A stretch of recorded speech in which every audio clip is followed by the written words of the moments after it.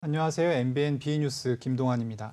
안녕하십니까, 추혜정입니다. 오늘도 크립토 이슈와 관련한 다양한 소식들 살펴보겠습니다. 먼저 MBN 전문위원 김영석 전문위원 모셨습니다. 안녕하세요. 네, 안녕하세요. 네, 먼저 오늘의 첫 코너 진행하기 전에 오늘의 주요 이슈부터 함께 살펴보도록 할 텐데요. 네. 어떤 내용을 살펴볼까요? 일단은 이 러시아에서 채굴 관련해서 이 규제를 내놓겠다, 규제를 하겠다라는 내용을 골자로 하는 어떤 법안을 또 하원에 제출을 했어요. 네. 이 부분 자체가 앞으로 이 디지털 자산 시장에 또 어떤 영향을 미칠지에 대해서 한번 좀 심도 있게 논의를 할 필요가 있다라고 생각을 하고 있습니다. 네, 알겠습니다. 자, 그럼 계속해서 크립토 이슈 이어가 보도록 하겠습니다. 오늘의 주제는 2조 원대의 사기 범죄 혐의를 받고 있는 디지털 자산 거래소 V글로벌 대표에 대한 항소심 이야기인데요. 예. 자, 먼저 김형석 기자에게 질문을 드려보도록 하겠습니다. 네, 그 디지털 자산에 투자하면 300%의 수익을 보장하겠다면서 2조 원대의 사기 범죄를 저지른 혐의를 받고 있는 거래소 V글로벌 대표에게 항소심에서 원심보다 무거운 징역 25년을 선고했는데요. 사기 수법이 어땠는지 또 피해 규모가 어느 정도인지 궁금합니다. 일단은 이 V글로벌 같은 경우에는 말씀하신 것처럼 이 피해 규모가 2조 원대라고 한다면 네. 이건 사실 정말 역사적으로도 나오기 힘든 금액의 수치거든요. 근데 더욱이 이 금액을 편취한 방법 자체가 이 디지털 자산에 투자를 하면 300%의 수익을 약속을 하겠다. 그리고 뭐 계속해서 피해자들을 끌어모은 거예요. 구체적인 방식이 2020년 7월부터 네. 2021년 4월까지 피해자들에게 300% 이상의 수익을 약속을 해주겠다라는 방식으로, 그리고 더 좀 무거운 죄질이 뭐냐, 다른 회원들을 끌어오면 120만 원씩 수당을 지급을 하겠다라는 방식으로 이 다단계처럼 회원을 모아온 방식이거든요. 그렇게 해서 회원 총 5만 2,800여 명에게서 약 2조 2,500억 원을 또 받아서 편취한 사실이 있는 겁니다. 네. 사실 이런 행위가 뭐 흔히들 아시다시피 이 폰지 사기의 네. 전형적인 대표적인 어떤 뭐 사례라고 할 수가 있거든요. 다만 이 V글로벌의 이번 사태 같은 경우에는 이러한 사태가 이 디지털 자산 관련해서 우리나라에 한두 번 있는 일이 아닙니다. 네. 또 가장 최근에는 굉장히 좀 유명한 사건이 있었죠. 이 코인업의 캐시강 사태도 있었고요. 이때 캐시강 사태 같은 경우에 약 편취한 금액이 1,000억 원 가량 된다라고 네. 했었거든요. 그래서 캐시강도 굉장히 또 무거운 처벌을 받았는데 이번에 이 V글로벌 대표 또한 25년의 어떤 징역을 선고를 받으면서 이 앞으로 디지털 자산 관련해서 이 대한민국에서 어떤 뭐 처리하는 그런 죄의 경중이 상당히 많이 판도가 바뀌었다라고 이야기를 할 수가 있겠습니다. 네, 방금 말씀하시면서 폰지 사기 이런 말씀도 하셨는데 예. 원금 보장은 당연히 안 됐겠죠? 그렇죠. 원금 보장뿐만 아니라 사실은 이런 투자를 하는 데 있어서 네. 저희가 뭐 저희에게 투자를 하시면 원금을 보장을 해드립니다.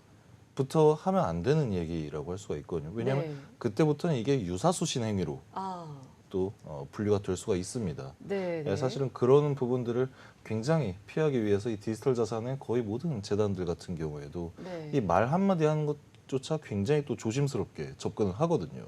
네. 다만 이번 V글로벌 같은 경우에는 정말 속히 말해서 대놓고 네. 정말 대담하게 범행을 저질렀다라고 네. 얘기를 할 수 있는 부분이고요.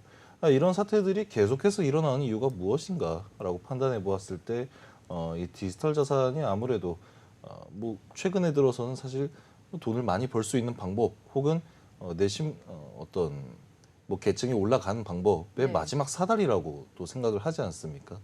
그런 만큼 이 디지털 자산에 대해서 사람들이 너무 또 안일하게 생각을 하는 게 아닌가라는 그런 좀 안타까움이 있습니다. 네, 그런데 원금 보장이 되지 않는데 300%의 수익을 안겨줄 수 있다고 그렇게 예. 해서 아무래도 피해자가 아까 말씀하신 대로 5만 명 이상이나 예. 있다고 하셨잖아요. 그렇죠. 그렇다면 그분들이 원금을 돌려받고 또 수익금까지 돌려받을 수 있는 어떤 사업 모델이나 이런 수익 구조가 있었을까요? 어떻게 이렇게 많은 분들이 그 수법에 현혹이 됐을까요? 그러니까 사실 이런 다단계 같은 경우에는 어떤 뭐 구체적인 비즈니스 모델이 있기 때문에 사람들이 그 비즈니스 모델만을 믿고 투자를 네. 한다라고 할 수가 없어요. 네. 이때부터는 보통의 경우에 다단계는 어떤 방식을 차용을 하느냐. 약간 이 종교적 느낌을 띠는 성향이 굉장히 강합니다. 네. 코인업 사태 같은 때도 그랬고요. 이번 V글로벌 사태 같은 때도 그랬고 역사적으로 비단 디지털 자산뿐만이 아니라 네. 다단계로 인해서 굉장히 사회적으로 큰 파장을 일으켰던 사건들을 보면 이 대표라든지 아니면 핵심 운영자들이 마치 어떤 그 종교적인 색채를 띠면서 네. 이 재단이라든지 이런 사업체를 운영하는 경우가 굉장히 많았거든요. 특히 뭐 캐시강 사태 같은 경우에도 그때 사태를 한번 보자면 주 피해자들이 70대, 80대 노인들이었습니다. 아, 네. 이 사람들이 새벽 2시에 퇴근을 해요. 그리고 새벽 5시까지 출근을 합니다. 그렇게 하면은 약속된 어떤 이자율보다 2배를 더 주겠다라는 식으로. 그래서 나와서 또 뭐 계단 청소도 하고요. 건물 청소를 하고 열심히 일을 하면 사람들이 그 운영진들이 상품권 같은 걸 줍니다. 네, 상품권이요. 예. 네. 그럼 그 사람들은 이 상품권을 받고 마치 돈을 받은 것처럼 아. 좋아해요. 그냥 거기에 어떤 의미를, 상징성을 부여했다라는 거거든요. 그 상품권을 어디에 쓸 수 있을까요? 그 상품권을 나중에 코인이 상장을 하게 되면 네. 해당 코인이 상장을 하게 되면 거래소에서 바로 코인으로 지급받을 수 있도록 네. 하겠다. 그러니까 이 상품권이 일종의 증서 같은 개념인 거죠. 네. 근데 이 증서가 정말 조악하기 짝이 없습니다. 저도 그 상품권 실물을 본 적이 있었는데 네. 예, 정말 그 흑백 프린터로 뽑은 것 같은 그런 조악하게 만들어진 상품권인데 사람들이 중요한 건 그걸 믿는다라는 거죠. 네. 그 보통 이 코인 투자를 한다라고 하면 자기가 투자한 코인과 사랑에 빠진다라는 얘기가 있어요. 네. 정말 누가 봐도 이 코인이 더 이상 상승할 여지도 없고 상승할 이유도 없고 누가 봐도 계속해서 하락을 보이고 있는데 네. 이 코인을 계속 들고 있는 이유가 뭐냐라고 또 한다면 많은 돈이 들어갔으니까 그렇죠. 그런 믿음이 있을 것 같아요. 예. 반대로 이번 V글로벌 사태 같은 경우도 약간 네. 그런 측면이 있었다라는 거죠. 일단 이 재단 차원에서 재단 이걸 네. 재단이라고 봤을 때도 사실 5만여 명 이상의 회원들을 모으는 것 자체가 쉬운 일이 아니에요. 네. 이건 결국엔 다단계를 통해서 사람들이 계속해서 그 주변으로 자기가 아는 사람을 끌어오고 그런 식으로 진행을 했기 때문에 이 정도로 사람들이 많이 끌어들여진 거거든요. 이거를 그 1심의 판결을 보면 예. 그 다단계 사기 뭐 등등 인정되면서 징역이 22년이 나왔었고 예. 또 이제 추가로 추징금도 있었어요. 예. 예. 근데 선고 내용 2심 선고 내용을 보면 형량이 25년으로 이제 늘어났습니다. 3년 더 네. 늘었네요. 네, 3년 더 늘었는데 네. 추징금은 취소가 됐어요. 이게 예. 왜 취소가 된 거죠? 일단은 이 추징금 811억에서 약 1,064억 원에 대해서는 이 범죄 수익이 정확하게 특정이 되지 않는다라는 이유로 추징금은 취소가 된 사유로 볼 수가 있겠습니다. 다만 좀 의미 있게 봐야 되는 점이 22년에서 25년으로 늘어났단 말이에요. 네. 그러니까 이게 뭘 의미를 하느냐. 최근 들어서 특히 윤석열 정부 들어서 이 디지털 자산 가지고 사기를 치거나 아니면 범죄를 일으키는 사람에 대해서는 정말 강력하게 처벌을 하겠다라는 게 공식적인 입장이었어요. 네. 근데 그런 부분에 있어서 특히 이 대표 같은 경우에 약 2조 원 정도의 피해를 발생시키지 정말 않았습니까? 어마어마한 금액입니다. 예. 근데 여기에서 이 2조 원이기 때문에 25년이 아니라 네. 일단은 이 뭐 기소를 했을 당시에 범죄 수익이 어느 정도인지 또 이렇게 뭐 본 사항이거든요. 근데 네. 추징금이 811억에서 1,064억 정도 나왔다라고 네. 한다면 사실 이 범죄 수익을 2조 원가량까지는 보지 않았다라고 생각을 할 수가 있어요. 네. 다만 이 부분에 대해서 추징금이 취소된 건 상당히 좀 아쉽게 생각을 하고 있고요. 네. 25년에 대해서도 사실은 이 디지털 자산 관련해서 계속해서 늘어난 범죄라든지 아니면 각종 이 피해 상황들을 생각을 해봤을 때 다소 이것 또한 좀 가벼운 솜방망이 처벌이 아닌가라는 그런 생각을 하고 있습니다. 네, 이와 같은 이 사기 수법이 근절됐으면 좋겠지만 이게 참 쉽지 않을 것 같은데 예. 정부에서도 어떤 대책을 내놓을 수가 있을까요? 사실 이 정부에서 그렇기 때문에 내놓으려고 하는 방향 자체가 이 네. 디지털 자산 기본법을 제정하겠다라는 거거든요. 음, 이 디지털 자산 기본법의 핵심은 네. 정말 쉽게 설명을 해드리면 이 재단의 어떤 비위 행위를 막겠다라는 이야기입니다. 이 재단에서 함부로 뭐 토큰을 발행을 하고 이걸 투자자들에게 말도 안 되는 방식으로 판매를 하고 그렇게 함으로써 투자자에게 장기적으로 혹은 단기적으로 이 투자 실패에 따른 어떤 손해를 발생을 시키는 행위 이 부분에 대해서도 확실하게 막겠다라는 생각을 내비치는 게 이 디지털 자산 기본법이고요. 네. 정부 차원에서도 뭐 이 외에도 제가 아까 말씀드린 것과 같이 이 디지털 자산을 가지고 범죄 행위를 일으키면 그 무엇보다 강력하게 처벌을 하겠다라는 게 굉장히 강력하게 어필이 됐거든요. 네. 사실 디지털 자산 같은 경우에 2017년, 2018년 뭐 본격적으로 우리나라에 붐이 일으켜지기 시작했고요.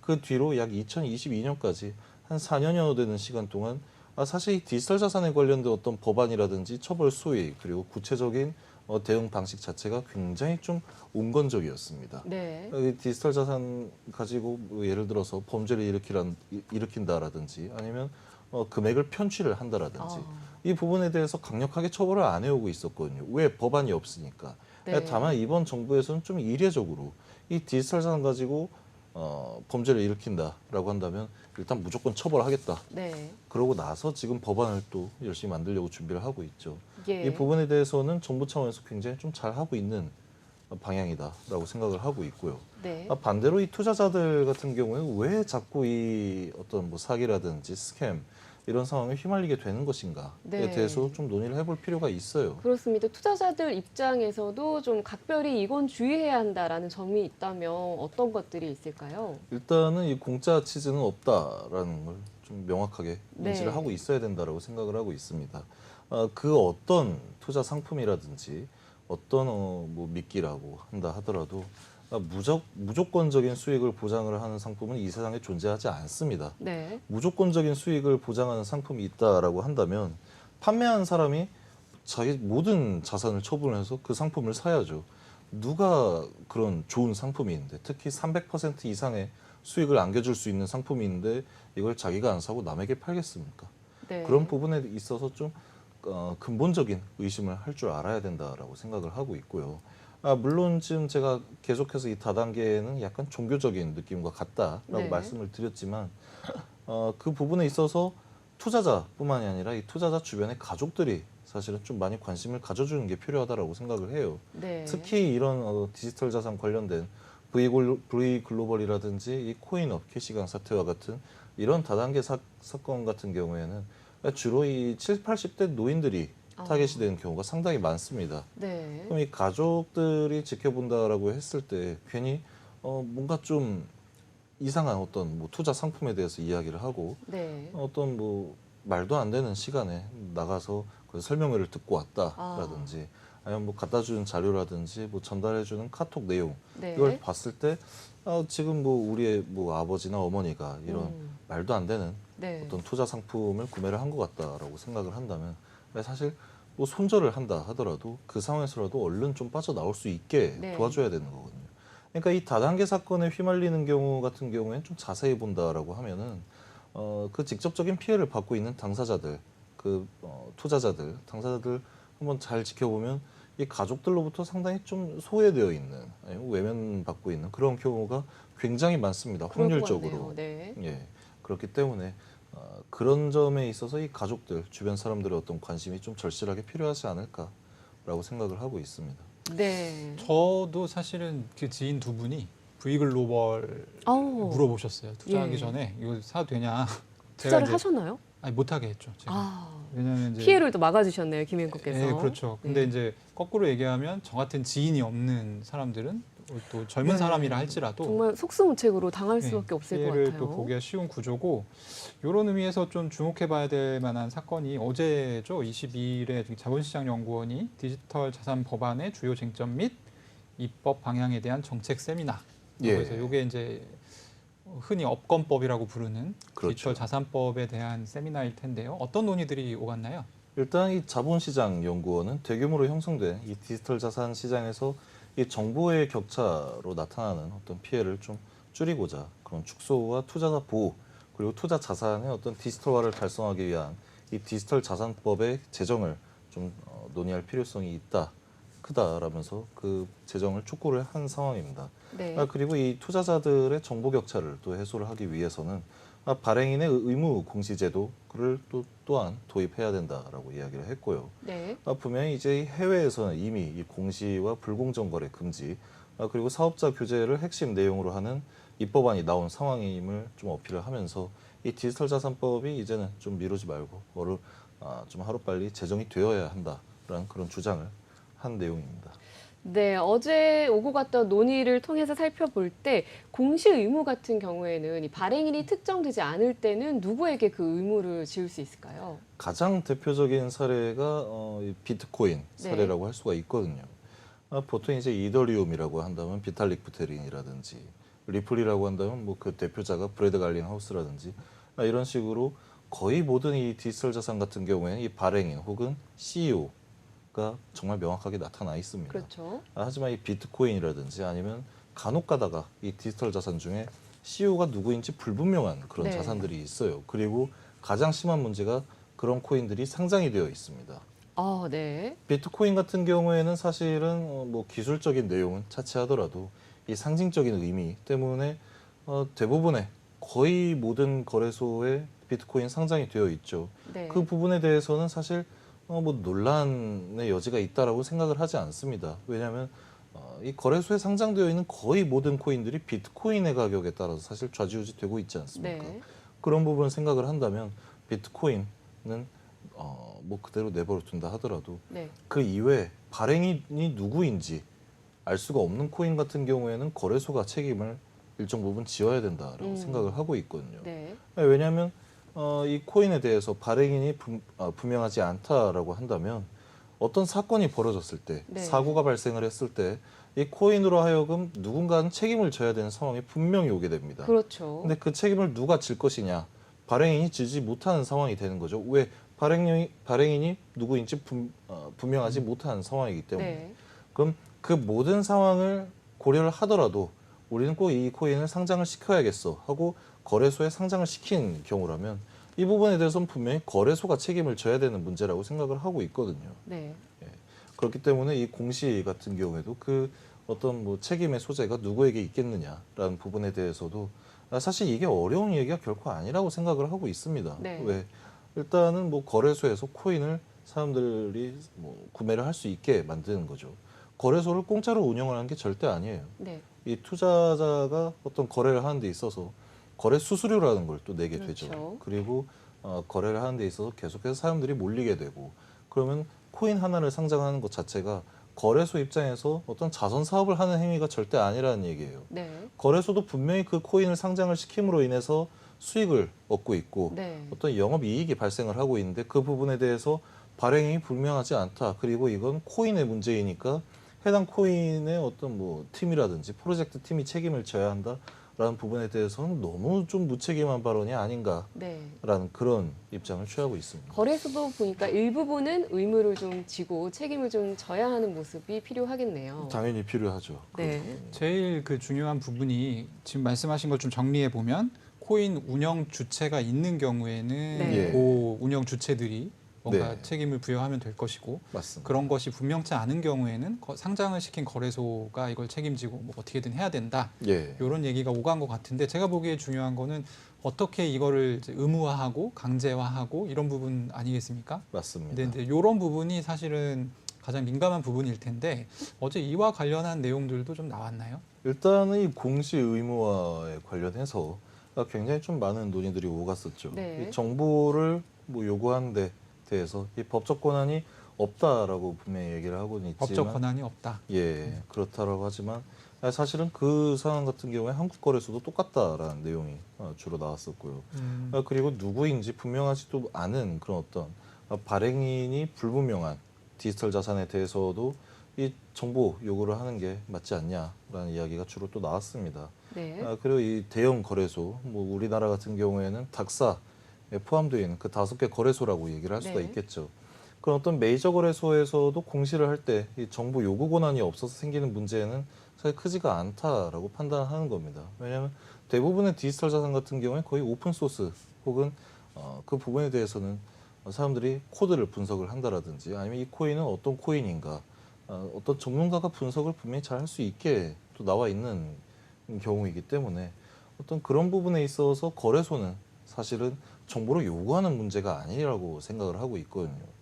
분석을 하든가 아니면 굳이 상장을 시켜야겠다라고 판단을 했을 때는 재단에 요구를 하든가. 근데 발행인이 불분명해서 이 정보를 요구를 할 수가 없었다라고 한다면 그럼 이 코인 안에 어떤 코드가 숨어 있을지도 모르는데 이걸 상장을 하는 게 말이 됩니까? 그냥 상장하지 말아야죠. 거래소 차원에서 우리가 이 코인을 꼭 상장을 시키고 싶은데 이 안에 대한 어떤 내용이 분명하지가 않다. 그리고 우리는 이 부분에 대해서 정보를 요구를 해야 되는데 권한이 없다. 이 코인이 제대로 어떤 그 정보에 대해서 공유를 하지 않고 있다. 보고를 하지 않고 있다라고 한다면 정말 간단합니다. 거래소는 상장을 안 하면 돼요. 왜냐하면 나중에 발생할 어떤 그 사건이라든지 사안 자체가 굉장히 무거울 수 있기 때문인 거죠. 근데 그 부분에 대해서는 사실 거래소가 너무 좀 그 변명에 좀 점철된 그런 발언을 하는 게 아닌가라는 생각을 하고 있고요. 네, 그 뭐 마지막 질문 드리겠습니다. 시간 관계상. 요 어제 나왔던 얘기 말고 예. 지금 얘기해 주신 거는 이제 공시 제도와 상장 관련해서 거래소가 네. 어떤 이제 입장을 취해야 되는지 어떤 스탠스를 취해야 되는지 이런 예. 부분까지 말씀을 주셨는데 이런 거 이외에 어저께 나왔던 내용은 어떤 게 있을까요? 일단은 이 탁사 5대 거래소 연합체의 사무국 총괄 김재진 변호사 같은 경우에도 이 증권형 토큰에 대해서 굉장히 또 강력하게 의견을 피력을 했습니다. 이 거래소 관점에서 가장 중요한 건 이 증권형으로 분류가 될 수 있는 그런 가능성을 가지고 있는 이 디지털 자산을 현재 또 보유 중인 투자자가 있단 말이에요. 네. 그러면 거래소 차원에서는 이 투자자에 대해서 보호를 해야 할 의무가 있습니다. 근데 만약에 정부 차원에서 특히 금융위원회 같은 경우에는 이 디지털 자산이 만약에 증권형으로 분류가 된다라고 네. 한다면 기존의 이 자본시장법으로 이걸 다스리겠다라는 의견을 피력한 바가 있거든요. 약간 이런 어떤 절차가 너무 빠르게 이루어지게 되면 대응할 시간도 없이 투자자의 어떤 피해가 예상이 된다라는 거죠. 그런 부분에 대해서 또 논의가 나왔다라는 게 굉장히 좀 의미가 있다라고 할 수가 뭐 있고요. 속도 조절을 좀 해달라. 예. 네, 오늘 말씀 잘 들었습니다. 감사합니다. 네, 감사합니다.